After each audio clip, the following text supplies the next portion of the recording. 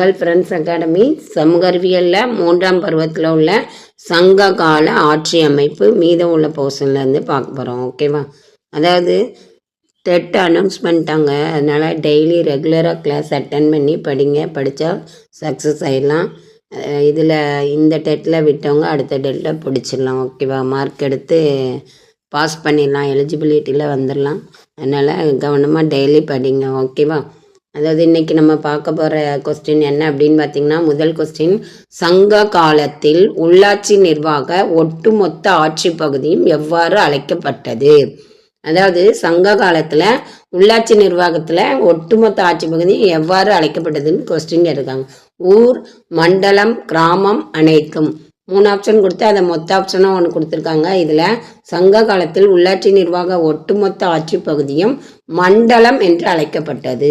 அதாவது first கொஸ்டின்ஸ்க்கு option B ஆன்சராக சொல்லியிருக்காங்க. ஓகேவா? அடுத்து 2வது கொஸ்டின் பார்த்திங்கன்னா, சங்க கால ஆட்சியில் உள்ளாட்சி நிர்வாகத்தில் மண்டலம் எவ்வாறு பிரிக்கப்பட்டது? அந்த உள்ளாட்சி நிர்வாகத்தில் மண்டலம் அழைக்கப்படுதுன்னு சொல்லி பார்த்தோம். அப்போ அந்த மண்டலம் எவ்வாறு பிரிக்கப்பட்டதுன்னு சொல்லி கேள்வி கேட்டிருக்காங்க. நாடு, ஊர், கிராமம் அனைத்தும் 3 ஆப்ஷன் கொடுத்து அதை மொத்த ஆப்ஷனாக கொடுத்துருக்காங்க. இதில் ஆப்ஷன் ஏ நாடு சங்க கால ஆட்சியில் உள்ளாட்சி நிர்வாகத்தில் மண்டலம் என்று பிரிக்கப்பட்டதுன்னு சொல்லியிருக்காங்க. அடுத்து 3வது கொஸ்டின் பார்த்திங்கன்னா, சங்க காலத்தில் உள்ளாட்சி நிர்வாகத்தில் நாடு எவ்வாறு பிரிக்கப்பட்டது?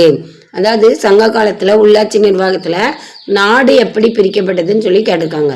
கூற்றம், நாடு, மண்டலம், ஊர். அதாவது ஆப்ஷன் ஏ கூற்றம். சங்க காலத்தில் உள்ளாட்சி நிர்வாகத்தில் நாடு பிரிக்கப்பட்டது அப்படின்னு சொல்லியிருக்காங்க. ஓகேவா? அடுத்து 4வது கொஸ்டின் பார்த்திங்கன்னா, சங்க காலத்தில் ஊர் எவ்வாறு பிரிக்கப்பட்டது? அதாவது சங்க காலத்தில் ஊர் எப்படி பிரிக்கப்பட்டதுன்னு சொல்லி கேட்டிருக்காங்க. மண்டலம், ஊர், கிராமம், மன்றம்.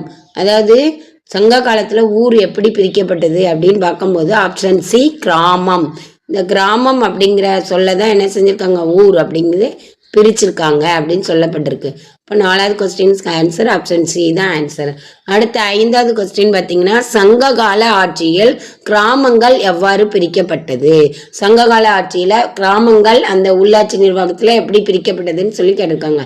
பேரூர், சிற்றூர், மூதூர், மேற்கண்ட அனைத்தும் அப்படின்னு சொல்லியிருக்காங்க. 3 ஆப்ஷன் கொடுத்து அதை மொத்த ஆப்ஷனாக கொடுத்துருக்காங்க. இதில் சங்ககால ஆட்சியில் கிராமங்கள் பேரூர், சிற்றூர், மூதூர் 3மே வரும். அப்போ ஆப்ஷன் டி மேற்கண்ட அனைத்தும் அப்படிங்கிறது 5வது கொஸ்டின்ஸ்க்கு ஆன்சர் கொடுத்துருக்காங்க.